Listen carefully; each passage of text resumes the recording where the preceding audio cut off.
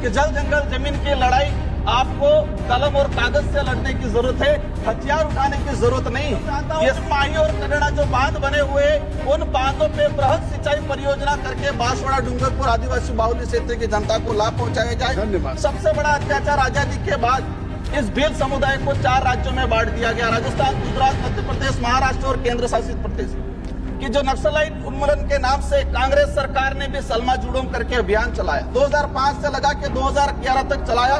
उस समय क्या हुआ, एक खूनी संघर्ष हुआ, एक खूनी खेल खेला गया सरकार के द्वारा। 500 आदिवासी नक्सली के नाम से मारे गए। उस समय 800 से अधिक हमारे जवान शहीद हुए और 1500 से अधिक आम आदिवासी मारा गया और हजारों आदिवासी बहन बेटियों के साथ बलात्कार हुआ। आज वर्तमान समय में भी वही चीजें 500 के आसपास आदिवासी समुदाय नक्सलाइट के नाम से मारे गए। सभापति महोदय, ये बात इसलिए बता रहा हूँ कि आज हम जिसको नक्सलाइट कह रहे हैं वो इस देश का आदिवासी है और ये भी जानना पड़ेगा कि इस देश का मूल मालिक है। धन्यवाद सभापति महोदय, आपने आज बजट पर बोलने का अवसर प्रदान किया। 78 पेज के इस बजट भाषण में देश के जरूरतमंद आदिवासी, दलित, पिछड़े, किसान, मजदूर एवं शिक्षित बेरोजगारों के हितों का कोई विशेष ध्यान नहीं दिया गया है। डबल इंजन के इस बजट में जरूरतमंद लोगों की उपेक्षा की गई है।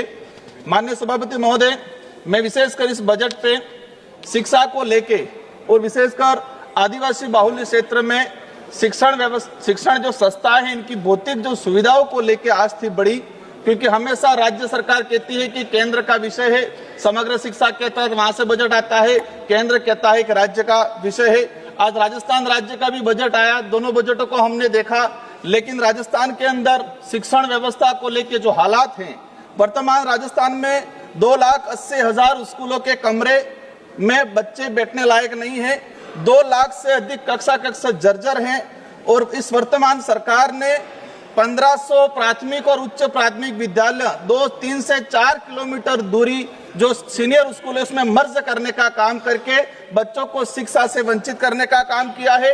100 से अधिक स्कूलें बंद कर दी गई है और वर्तमान में टेंट के नीचे, पेड़ के नीचे और किराए के मकान में सरकारी विद्यालय चल रहे हैं। हमें उम्मीद थी कि इस बजट में शिक्षा को लेकर विशेषकर राजस्थान के आदिवासी बाहुल्य क्षेत्र के लिए विशेष पैकेज आएगा, लेकिन ऐसा कुछ हुआ नहीं है। आज देखा राजस्थान के बजट में भी एक ऊंट के मुंह में जीरा वाली बात करके अतिश्री करने का काम किया है। माननीय सभापति महोदय, वर्तमान समय के अंदर इस देश को हम कहते हैं कि आत्मनिर्भर भारत बनाना है।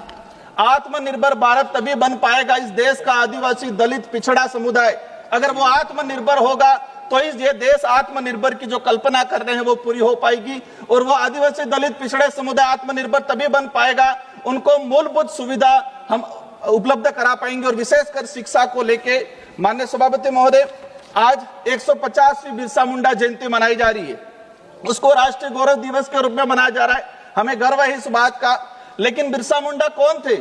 बिरसा मुंडा उस समय तात्कालीन समय में जमींदारों और अंग्रेजों के लिए वो एक विद्रोही थे, देशद्रोही थे और आज हमारे लिए वो एक क्रांतिकारी है, एक भगवान है, एक आदर्श है। वो जल जंगल जमीन की लड़ाई लड़ते थे, वही आज का हिड़मा, आज के परिप्रेक्ष्य में आपकी नजर में वो नक्सलवादी है, लेकिन हो सकता है कि भविष्य में के आने वाली पीढ़ी के लिए वो बिरसा के रूप में जाना जाए। मैं उस बात को जानना चाह रहा हूं कि आदिवासी बाहुल्य क्षेत्र का युवा हथियार क्यों पकड़ रहा है? हमें कलम कागज को पकड़ाने की जरूरत थी, लेकिन वो हथियार पकड़ रहा है।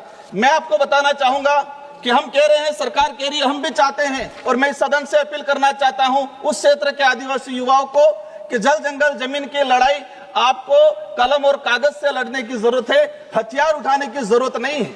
यह समय अलग आया है। मैं बताना चाहूंगा कि जो नक्सलाइट उन्मूलन के नाम से कांग्रेस सरकार ने भी सलमा जुड़ूम करके अभियान चलाया, 2005 से लगा के 2011 तक चलाया। उस समय क्या हुआ, एक खूनी संघर्ष हुआ, एक खूनी खेल खेला गया सरकार के द्वारा। 500 आदिवासी नक्सली के नाम से मारे गए। उस समय 800 से अधिक हमारे जवान शहीद हुए और 1500 से अधिक आम आदिवासी मारा गया और हजारों आदिवासी बहन बेटियों के साथ बलात्कार हुआ। आज वर्तमान समय में भी वही चीजें 500 के आसपास आदिवासी समुदाय नक्सलाइट के नाम से मारे गए। सभापति महोदय, ये बात इसलिए बता रहा हूँ कि आज हम जिसको नक्सलाइट कह रहे हैं वो इस देश का आदिवासी है, और ये भी जानना पड़ेगा कि इस देश का मूल मालिक है। आप इसलिए इस देश का आदिवासियों के साथ अगर वो जल जंगल जमीन के अधिकार की बात कर रहा है, मैं मानता हूं वो हथियार उठा रहा है, मैं ये भी चाहता हूं वो खत्म होना चाहिए, लेकिन उनको हथियार चाइना से लाके देने वाले लोग कौन हैं, ये भी सफाई होनी चाहिए। मार्च 2026 में नक्सलाइट खत्म होना चाहिए, लेकिन जो बड़े लोग कौन है जो हथियार सप्लाई कर रहे हैं, समाप्त करें, वो लोग कौन है? माननीय सभापति महोदय, मेरे क्षेत्र आज अंग्रेजी शासन काल में कई अत्याचार हुए। इस देश का आदिवासी समुदाय में सबसे बड़ा समुदाय भील समुदाय है, और भील समुदाय के साथ अनेक अत्याचार हुए। सबसे बड़ा अत्याचार आजादी के बाद इस भील समुदाय को 4 राज्यों में बांट दिया गया, राजस्थान, गुजरात, मध्य प्रदेश, महाराष्ट्र और केंद्र शासित प्रदेश। दूसरा सबसे बड़ा अत्याचार हुआ, ऐतिहासिक अन्याय हुआ 1966 में, उस एरिया से माही नदी गुजरती है, और इस माही नदी को माननीय सभापति महोदय, मेरा समय 3 मिनट हुआ है, 1 मिनट लास्ट, 1 मिनट में अपनी बात सभापति महोदय 1 मिनट में मेरी बात रखना चाहूंगा। मैं जो चाहता हूं कि माही और करेणा जो बांध बने हुए, उन बांधों पे बृहद सिंचाई परियोजना करके बांसवाड़ा डूंगरपुर आदिवासी बाहुल्य क्षेत्र की जनता को लाभ पहुंचाया जाए। साथ ही सभापति महोदय, हमारी जो मांग है, हम चाहते हैं कि अच्छा एजुकेशन, अच्छा हेल्थ, सबसे पिछड़ा हुआ इलाका, एनीमिया, आज बच्चे कुपोषित हैं। क्यों कुपोषित है? हम कह रहे विकसित भारत, लेकिन इस देश के आदिवासियों के साथ अगर अन्याय नहीं होगा तो हमें इस देश को विकसित भारत की कल्पना पूरी नहीं हो सकती है।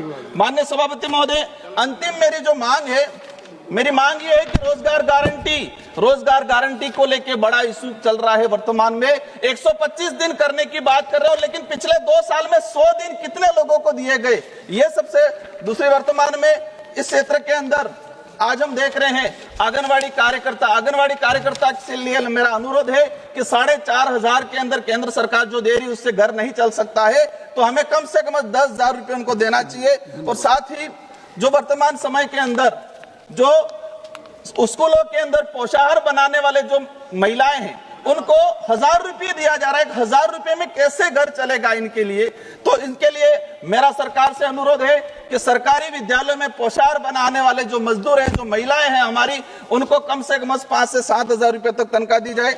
साथ ही लखपति दीदी के नाम से इस देश की महिलाओं के साथ एक छलावा किया जा रहा है। माननीय सभापति महोदय, मेरा अंतिम मांग रही है, मैं अब कुछ नहीं बोलूंगा, भाषण आप हो सकता है किसी को दिक्कत हो जाए। मेरी मांग यही है मूल रूप से कि आदिवासी बाहुल्य क्षेत्र के अंदर शिक्षा व्यवस्था, स्वास्थ्य व्यवस्था पे सरकार विशेष ध्यान दे। माही और करेणा बड़ा प्रोजेक्ट है, इस प्रोजेक्ट से बृहद सिंचाई परियोजना, और जो जल जंगल जमीन में आदिवासी जो हजारों सालों से रह रहा है उसके पास कागज नहीं है, कागजी अधिकार नहीं है। अब मैडम एक बात समझनी पड़ेगी, मैडम इस बात को समझना पड़ेगा कि कागज कब जाएगा? जब एजुकेशन जाएगा तो कागज जाएगा। हमने उनको एजुकेशन ही नहीं दिया है, अब एजुकेशन ही नहीं दिया तो वो कागज कैसे जाए? धन्यवाद सभापति महोदया।